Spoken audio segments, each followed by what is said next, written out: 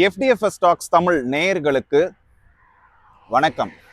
இன்னைக்கு நம்ம பார்க்க போறது மோகன்ஜியோட இயக்கத்துல உருவாயிருக்கிற திரௌபதி 2 திரைப்படத்துடைய மூவி ரிவ்யூ தான்.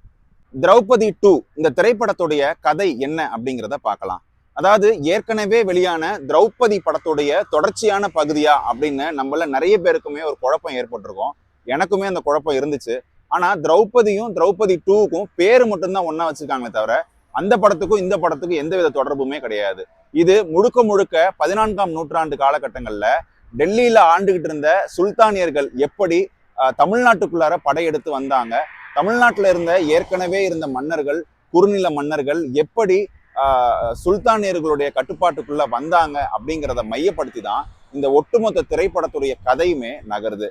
ரிச்சர்ட் ரிஷி இந்த திரைப்படத்துல ஒரு லீட் ரோல் பிளே பண்ணியிருக்காரு.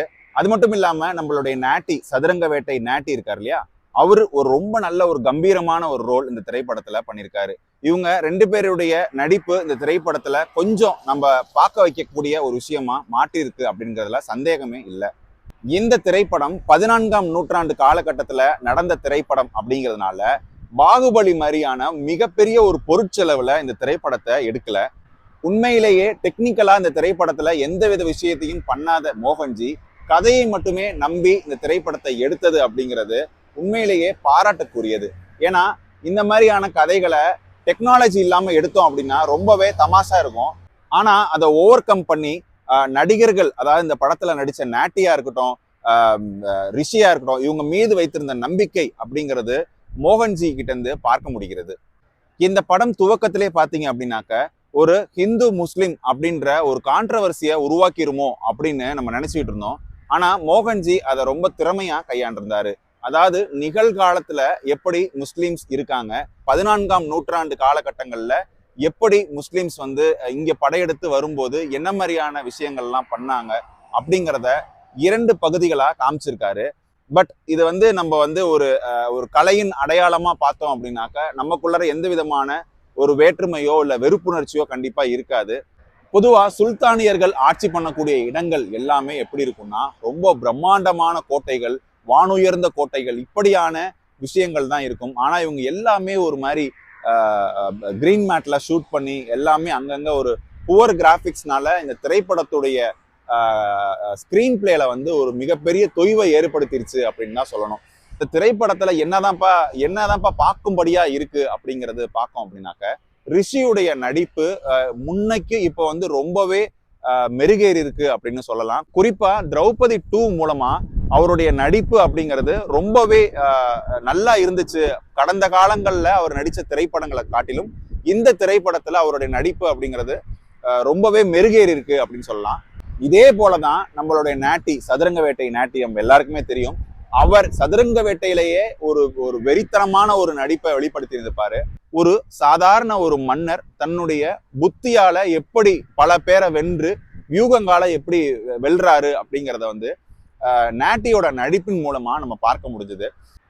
ஒவ்வொரு முறையும் மோகன்ஜி திரைப்படம் வெளியாகும் போதும் ஒவ்வொரு கான்ட்ரவர்சி அந்த திரைப்படத்தை படம் வெளியாவதற்கு முன்பே அதை பத்தி பேசி அதை ஒரு பெரிய ஃப்ரீ ப்ரொமோஷனா அவருக்கு பல படங்கள் அமைஞ்சிருக்கு. அதே போல திரௌபதி 2வும் அமையும் அப்படின்னு எதிர்பார்த்திருப்பாங்க போல. ஆனா நல்ல வேலை அது மாதிரி எதுவுமே நடக்கல. ஏன்னா இதை நம்ம பாசிட்டிவாவும் பார்த்தோம்னாலும் சரி, நெகட்டிவா பார்த்தோம்னாலும் சரி, ஒரு திரைப்படத்தை திரைப்படமா பார்த்தோம் அப்படின்னா பிரச்சனையே கிடையாது. அதற்குள்ள நம்ம இறங்கி ரொம்ப நோண்டி பார்த்தோம் அப்படின்னா தான் அது பல சமுதாயத்தினருக்கு மன கசப்பையும் மன வலியையும் ஏற்படுத்தக்கூடிய விஷயங்களா இருக்கு. ரெண்டாவது பாத்தீங்க அப்படின்னாக்க, மோகன்ஜி நேற்று ஒரு வீடியோ வெளியிட்டு இருக்காரு. அதாவது நாங்க என்னுடைய 2 வருட உழைப்பினால உருவாக்கப்பட்ட இந்த திரௌபதி 2 திரைப்படத்தை பார்ப்பதற்கு கூட ஆள் இல்லை. நீங்க மங்காத்தா படத்தை ரீரிலீஸ் செய்ததால எங்களுடைய படம் வந்ததற்கான தடயமே தெரியாமல் போய்விட்டது அப்படின்னு சொல்லி நேத்திக்கு ரொம்ப வெதும்பி அவர் ஒரு வீடியோ வெளியிட்டு இருந்தாரு. ஒரு படைப்பாளி தன்னுடைய படைப்பை நம்பி மட்டுமே களத்திற்கு வர வேண்டுமே தவிர இது போன்ற ஒரு வீடியோ காட்சிகளை வெளியிட்டு நீங்க அதன் மூலம் அனுதாபம் தேடி அந்த திரைப்படத்தை பூஸ்ட் பண்ண வேண்டிய அவசியம் இருக்க தேவையில்லை நான் நினைக்கிறேன். காரணம் என்ன அப்படின்னாக்க, உங்களுடைய படத்திற்கான ப்ரொமோஷன், உங்களுடைய படத்திற்கான விஷயங்களை நீங்க சரியா செய்தாலே மக்கள் உங்களை தேடி வருவார்கள் அப்படிங்கிறது தான் என்னுடைய பார்வை. இதற்காக மற்றொரு திரைப்படத்தை குறை சொல்றதுனால எதுவும் மாற போறதில்ல. அதுவும் ஏற்கனவே வெளியான ஒரு மங்காத்தா திரைப்படத்தை உங்களுடைய படத்தோடு அருகில வச்சு பார்க்கறது அப்படிங்கிறது நான் அதை வந்து அதை வந்து அது தேவையற்ற ஒரு விஷயமா தான் நான் அதை பார்க்கிறேன். இது போல மோகன்ஜி அஜித்தை வைத்து நான் கண்டிப்பா திரைப்படம் ஒன்றை இயக்காமல் திரைத்துறையை விட்டு நான் போக மாட்டேன் அப்படின்னு சொல்லி சொல்றாரு. அதே மோகன்ஜி நேற்றுக்கு வெளியிட்டுள்ள இந்த விஷயம் அஜித் திரைப்படம் வெளியானதுனால ஏன் திரைப்படம் ஓடல அப்படிங்கிறது, இதை எப்படி இதை பேலன்ஸ் பண்ண போறீங்க அப்படிங்கிறது எனக்கு தெரியல. ஏன்னா என்னை பொறுத்த வரைக்கும் திரௌபதி 2 அப்படிங்கிறது ஒரு முறை பார்க்கக்கூடிய ஒரு திரைப்படமா தான் இருக்கு. அதுல எந்த விதமான சந்தேகமும் இல்லை. அதனால உங்கள் படைப்பின் மீது நீங்க நம்பிக்கை வைங்க, மக்கள் மீது நம்பிக்கை வைத்து திரைப்படங்களை எடுங்க. இது எல்லா இயக்குநர்களுக்குமான ஒரு விஷயம்தான். அதை விட்டு என் படத்தில் அது இருக்கு, என் படத்தில் அதுவாயிடுச்சு அப்படின்னு புலம்பல்களை விட்டுருங்க. நல்ல திரைப்படங்களை மக்களுக்கு கொடுங்க, மக்கள் உங்களை கொண்டாடுவார்கள். சரி மக்களே, இன்னைக்கு திரௌபதி 2 திரைப்படத்துடைய ரிவ்யூ உங்களுக்கு பிடிச்சிருக்கும் நான் நம்புறேன்.